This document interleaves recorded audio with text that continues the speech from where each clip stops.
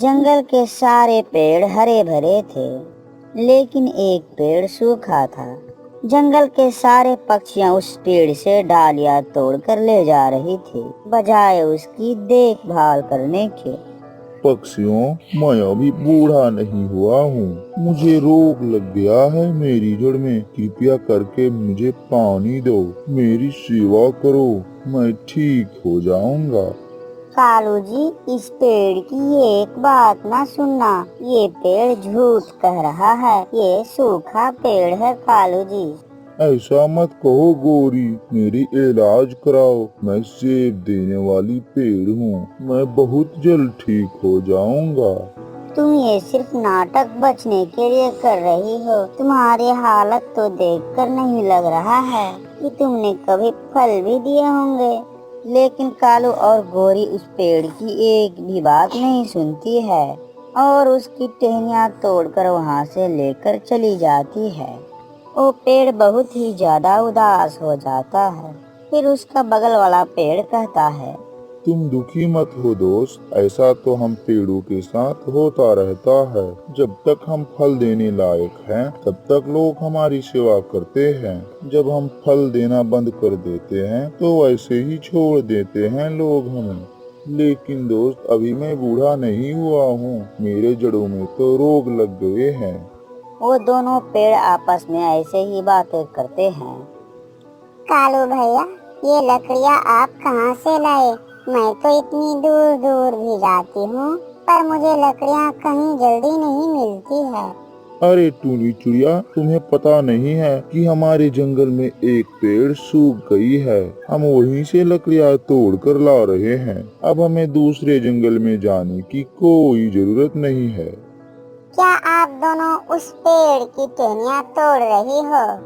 हाँ हाँ टूनी चिड़िया, हम उसी पेड़ से टहनियाँ तोड़ रहे हैं। क्या होगा उस पेड़ की टहनियाँ तोड़ने से? अरे कालू भैया, वो पेड़ तो सेब देने वाली पेड़ है। वो पेड़ तो बूढ़ा नहीं हुआ, उसकी अभी जड़ों में रोग लग गई है। इसी कारण वो पेड़ मरा हुआ लग रहा है। उसकी टहनियों को ऐसे तोड़ कर ना लाए। टूनी चिड़िया, आप अगर नहीं ला रहे हो तो मुझे मत मना करो। मैं तो पूरी सर्दी भर उसी पेड़ से टहनी तोड़ कर लाऊंगी। इसी तरह जंगल के सारे पक्षियाँ उस पेड़ से टहनियाँ तोड़कर लाने लगते हैं।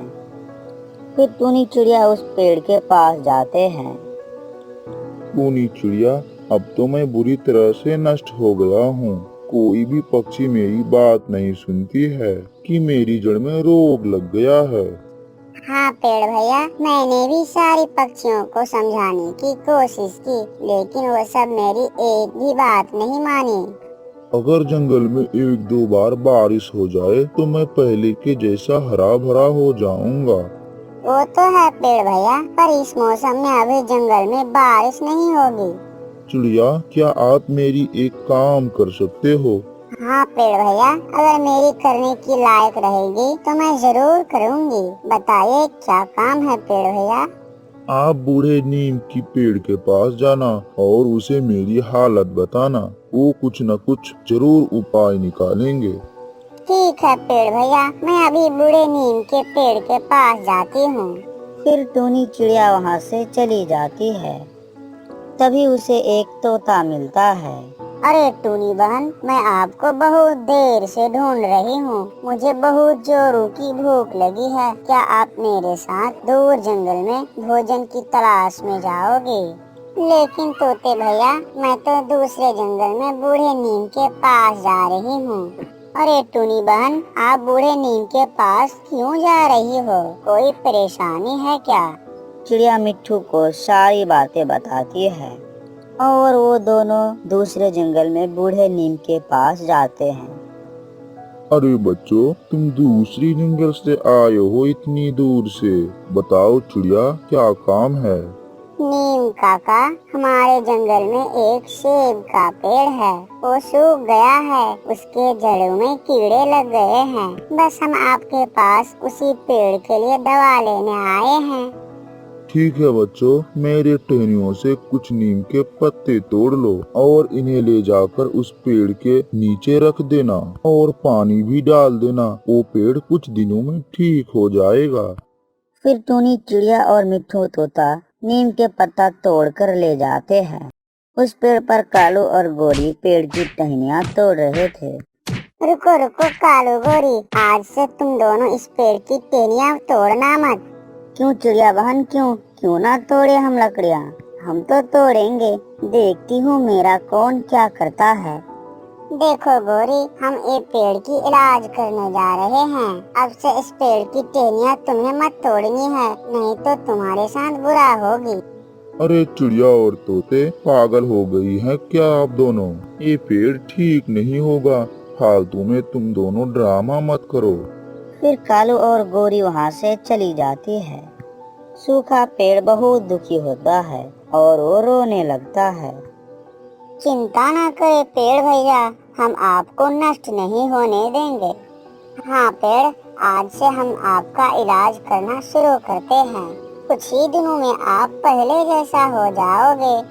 फिर चिड़िया और तोता नीम के पत्तों को पेड़ के नीचे डाल देते हैं और पानी भी डाल देते हैं। कुछ दिन ऐसे ही बीत जाते हैं। अरे वाह, मेरी टहनियों में तो पत्ते भी आ गए हैं। अब मैं फिर पहले जैसे हो जाऊंगा। पेड़ भैया, अब आपकी टहनी भी मजबूत हो गई है। अब आपकी टहनियाँ कोई तोड़ भी नहीं सकता है, इसलिए आप बेफिक्र रहिए। यह कहकर टूनी और तोते वहाँ से चले जाते हैं। ऐसे ही कुछ दिन बीत जाते हैं और उस पेड़ पर सेब लग जाते हैं और वो पेड़ पहले के जैसा पूरा हरा भरा हो जाता है। अरे दोस्त, बधाई हो, आप तो बिल्कुल पहले जैसे ही हरा भरा हो गई हो और फलदार भी हो गई हो। हाँ दोस्त, अब मैं बहुत खुश हूँ और ये सब चिड़िया और तोते की कारण से हुआ है। वो दोनों ऐसे बातें कर रहे थे, तभी वहाँ टूनी चिड़िया और तोते वहाँ पे आते हैं। अरे पेड़ भैया, अब तो आपके डालों में तो सेब लग गए हैं। हाँ चिड़िया बहन, आप लोगों की वजह से आज मैं सेबों से भर गई हूँ। अब आप जितनी मर्जी उतनी सेब खाना और अपने बच्चों के लिए भी लेकर जाना। हाँ पेड़ भैया, हमारे जंगल में भोजन की कमी हो गई है। अब हमारी भोजन की समस्या भी खत्म हो गई है। अब हम यहाँ से रोज भोजन ले जाया करेंगे।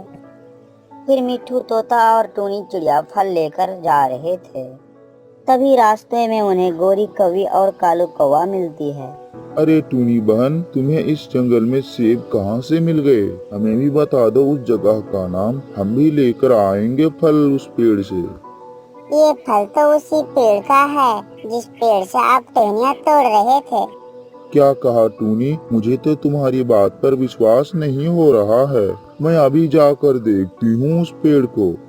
फिर वो दोनों उस पेड़ के पास जाते हैं और उस पेड़ को हरा भरा देखकर हैरान हो जाता है। ये पेड़ तो कितना हरा भरा हो गया है और इस पर सेब तो कितने अच्छे लगे हैं। चलो कालू जी, हम इस पेड़ से जल्दी जल्दी सेब तोड़ लेते हैं। कालू और गोरी, तुम दोनों को मेरा सेब खाने की कोई हक नहीं है। सबसे ज्यादा तुम दोनों ने ही मेरी टहनी को तोड़ा था। पेड़ जी, आप हमें माफ कर दो।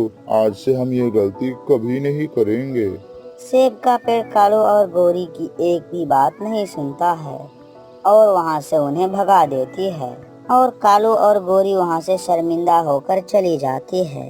तो प्यारे दोस्तों, वीडियो कैसी लगी? वीडियो अच्छी लगी तो वीडियो को अपने दोस्तों में शेयर करें और लाइक करें और आप सब्सक्राइब करना बिल्कुल ना भूलना और आप जल्दी से सब्सक्राइब कर दीजिए और आपका धन्यवाद।